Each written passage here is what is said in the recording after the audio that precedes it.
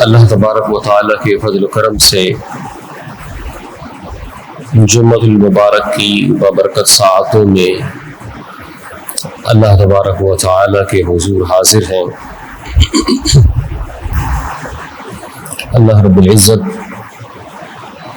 ہم سب کو جمعۃ المبارک کی برکتوں سے حصہ وافر عطا فرمائے۔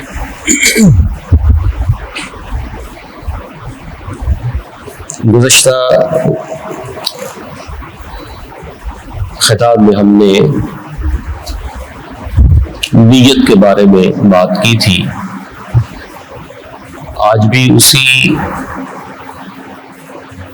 مناسبت سے گفتگو کریں گے۔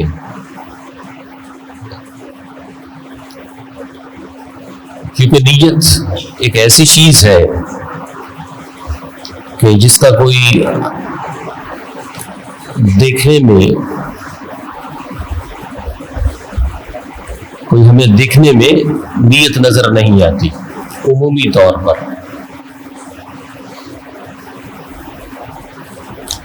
نیت کا وجود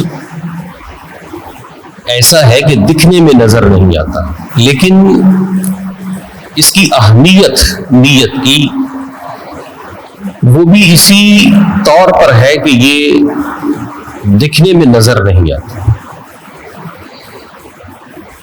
یعنی کہ نیت کا نظر نہ آنا، نیت کا ہمیں نہ دکھنا، یہی اس کی اہمیت کے لیے کافی ہے۔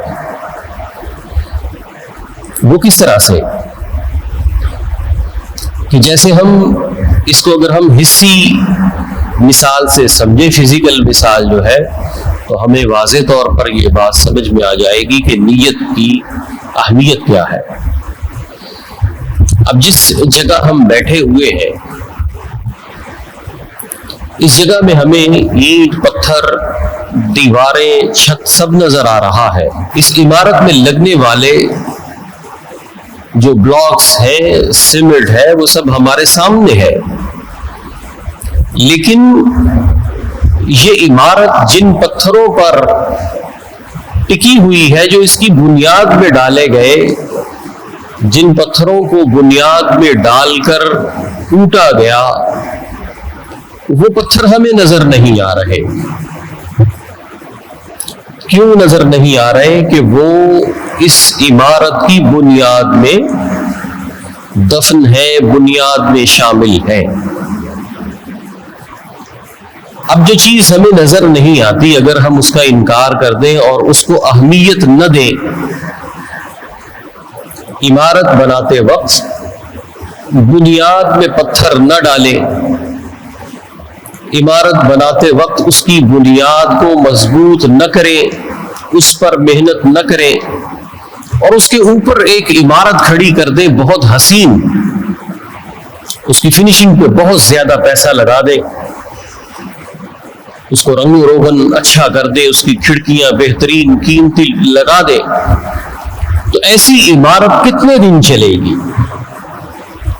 ایسی عمارت کے اوپر جتنا بھی خرچہ کیا جائے گا وہ چند دن کی مہمان ہوگی، وہ گر جائے گی۔ کس وجہ سے؟ اس وجہ سے کہ اس جگہ پر محنت نہیں کی گئی جو جگہ نظر نہیں آنی تھی، یعنی جو بنیاد ہے اس پر محنت نہیں کی۔ تو اب بنیاد پر جب محنت نہیں کی، تو اب جو بنیاد کے اوپر محنت کی ہے، یہ محنت بھی چند دن کی مہمان ہے، یہ محنت بھی ختم ہو جائے گی، تباہ ہو جائے گی۔ عمارت میں اگلے ہی کچھ دنوں میں دراڑیں آئیں گی اور وہ عمارت گر جائے گی، کیونکہ اس کی بنیاد پر محنت نہیں کی گئی۔ اسی طرح عمل کی مثال ایک عمارت کی سی ہے، اور نیت کی مثال اس کی بنیاد کی۔